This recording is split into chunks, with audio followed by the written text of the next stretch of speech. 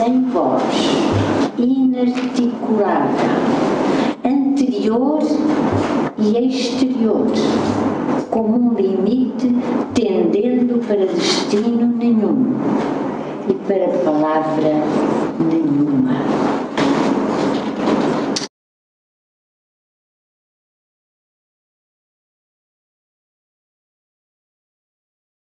Eu começo por lhe fazer uma pergunta que é esta aqui.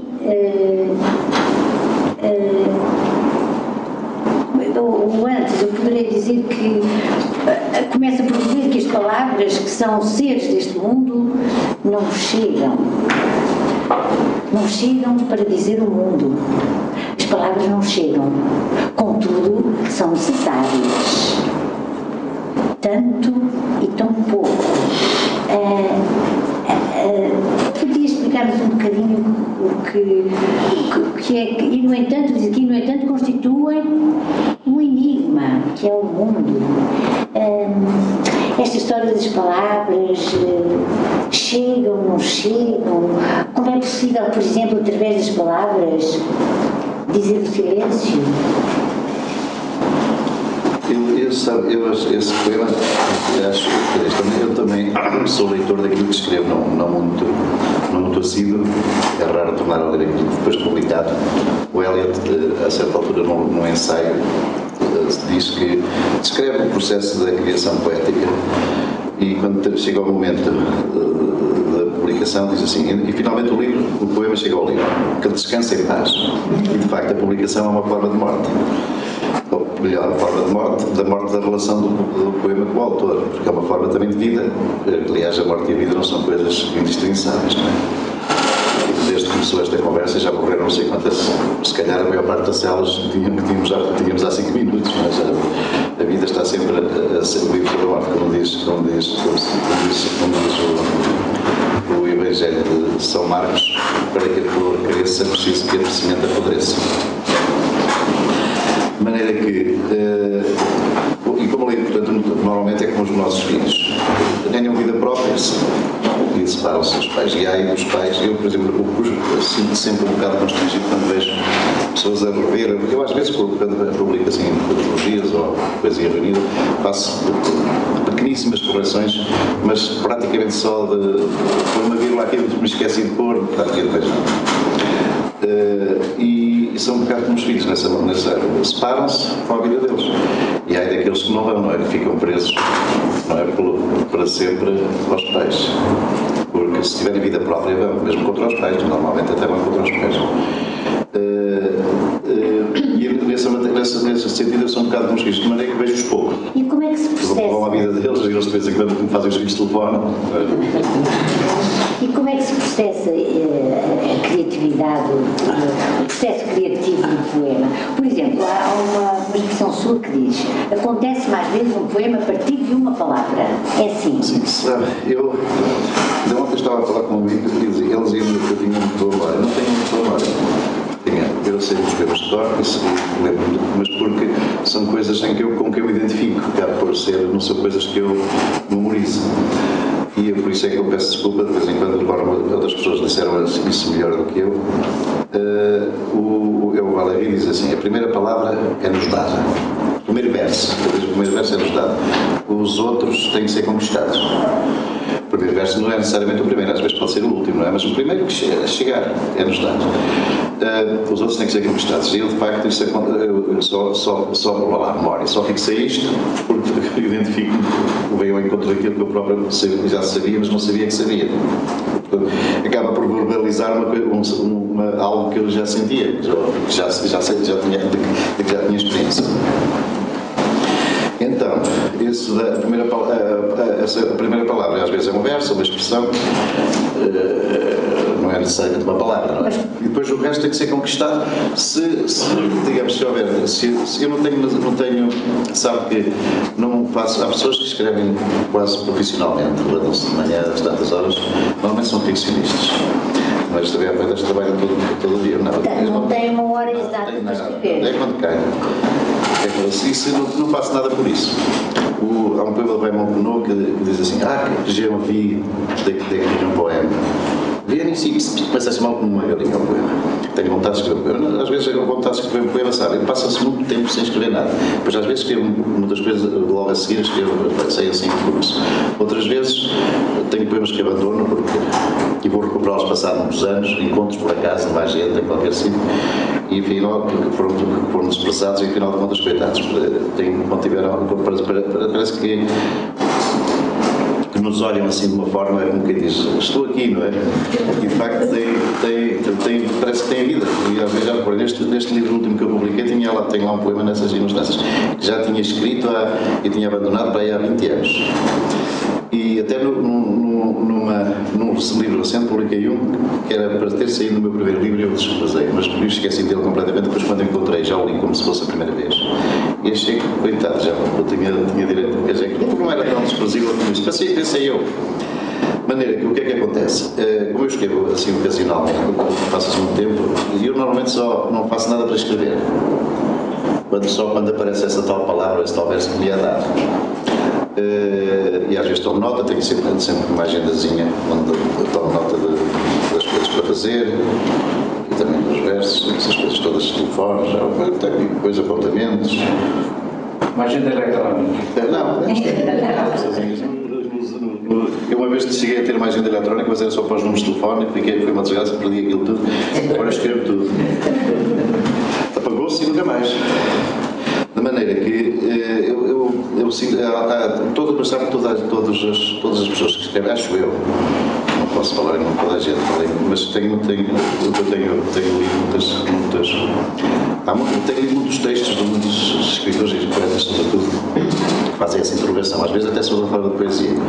Eu até tenho um poema em alguns que dizem porquê a poesia, não é? E não outra coisa qualquer.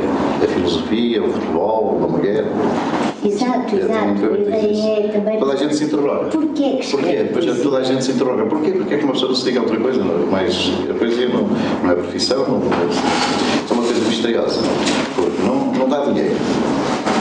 Isto é uma igreja muito pequenina, mas é muito fiel. Tem poucos fiéis, mas são persistentes. E não rende nada, portanto parece que neste mundo está um bocado desajustado, o mundo deste mundo, que tudo tem preço, é grátis. Eu vejo, e curiosamente, os homens escreveram sempre poesia desde o princípio do mundo. É misterioso, não é? Sempre escreveram, e hoje parece que são tempos de prosa, e da pior das prosas, prosa de negócios, não é? Os tempos que nós vivemos, nem calculam o número, grupos como este que está aqui, há imensos pela cidade, que ninguém sabe que existem. São quase uma igreja das catacumbas, catacúmbica, dos primeiros tempos, a igreja do cristianismo catacúmbico. Isso que é cada vez mais. Mais, há muitos. Eu sei que de vez em quando convidam-me para lá ir e eu tenho ido e fico surpreendido porque as pessoas, e depois há muita gente a ler poesia uns para os outros, e não são pessoas jovens, jovens, adultos, de meia idade, e idosos, todas as idades e todas as profissões. Outro dia fui a uma galeria de arte onde as pessoas convidaram-me lá e reúnem-se ali na Praça dos Lóios, onde se reúnem habitualmente, só viram todas as semanas, para ler poesia. Então, aquelas pessoas que leem poesia, quer sejam poemas seus, e isso é aquilo que eu acho que é bonito, porque leem poemas seus, alguns daqueles muito fraquinhos, mas isto não tem nada. Alma a rimar com alma e água a rimar com mágoa, não é? Aquelas coisinhas assim, e poema ao mesmo tempo do melhor que há. Portanto, e esse convívio dos poemas mais humildes com os poemas mais gloriosos, acho que é admirável. E aquilo funciona muito bem. Na junta de outro dia também fui à junta de freguesia de Paranhos, onde acontece uma coisa semelhante. Na Rua de Belmonte, não sei se ainda existe, ou durante muito tempo, mas já há vários anos, ainda existe uma leitura de poesia também, mas é jovens. Mas existe em toda a parte das cervejas, portanto, parece que há uma necessidade de poesia. E eu às vezes pergunto, porquê? Porquê? É um mistério, se calhar fica... Eu posso lançar uma hipótese, uma pergunta, a ver se concorda. Até porque eu nem sequer sei o que é poesia, acho que ninguém sabe. Não é daquelas coisas como o Santo Agostinho diz do tempo, não é? Se não nos pergunta, sabemos. Se nos pergunta, não sabemos.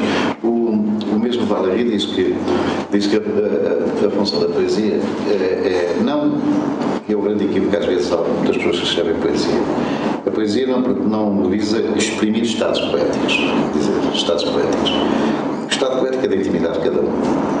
É conseguir criar no leitor, o objetivo é exprimir estados poéticos, é criar no leitor estados poéticos, no leitor, a quem os lê, nem que seja com malícia, quer dizer, nem que o poeta não esteja a sentir nada, não esteja, mas pergunto-me a mim mesmo, e aí, o poeta é um fingidor, não se sabe. O fingimento é aquilo que se interpõe entre o sentimento e a expressão, não é? É a técnica, as palavras. E então, mas eu pergunto-me assim, são estados poéticos? Exato, são estados poéticos. É um transporte, não sei, mas não estou a falar lá só, não estou a referir a viagens de autocarro, nem passeios de bicicleta, não é? Mas é uma forma de um transporte, não faço ideia o que seja, mas e nem bem que seja poesia, mas há muitas tentativas de definição, como sabe. Pois, mas não é propriamente definição. Tentar as aproximações. Eu interrogo-me porque é que as pessoas vão ao encontro desses estados poéticos e ponho uma hipótese. Será que a poesia dá felicidade? Eu acho que toda a literatura dá felicidade, é uma forma de felicidade. Toda a arte. E não só, a felicidade também faz bem. Pois eu acho que sim, sabe, acho que eu tive uma experiência com um homem que toda a gente que o viu, a RTP fez um documentário, já estava a fazer, não foi? Agora até parece mal, parece que faz um tempo, mas estava a fazer já antes do um documentário biográfico, enfim, à minha volta só. E um dia eles perguntaram-me, e um dia se foram dizer esse homem, eles foram lá e o homem é um polícia. E ele ficaram completamente siderados pela polícia. Toda a gente vê o documentário, fica. Já viu, não viu? Viu uma parte dos primeiros. Aquele homem, eu ia um dia, fui um dia comprar fruta ao Pingo Doce, na Praça Velasquez, e ele estava. Isso não acreditava. Eles eram pessoas que pensavam que aquilo era um ator a fazer polícia. E o homem estava à porta do Pingo Doce, a fazer funções de segurança, não é? Como estão os polícias à porta? Eu ia a sair e ele dizia-se a mim: olha, isso não é frontal. E eu disse-lhe que sim. Eu pensei que tinha o carro estacionado, tinha mesmo um bocado de perigoso, sabe? Ele começou a falar das minhas crónicas, começou a dizer-me coisas surpreendentes a ouvir do polícia, não sei como é com ele, tal. E ele disse-me que falou-me de uma que já era, eu sabia que conhecias muito bem, eu sei que tem uma memória,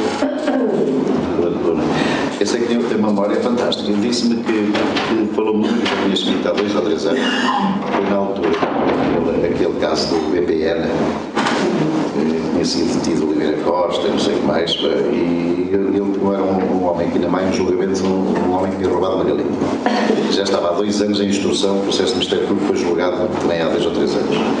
Eu, na altura, fiz uma coisa irónica sobre aquilo, dizendo que ele devia ser vai ser condenado a galinha, mas é por falta de grandeza, não é?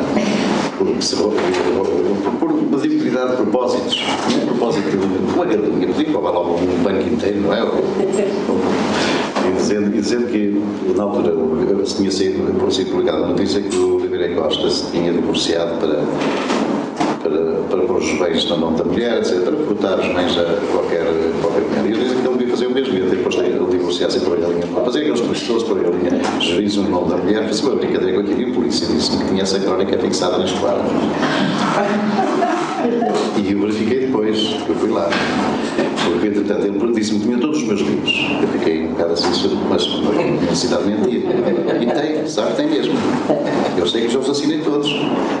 As primeiras edições apareceram na Feira do Livro deste ano com um monte de livros assim para assinar.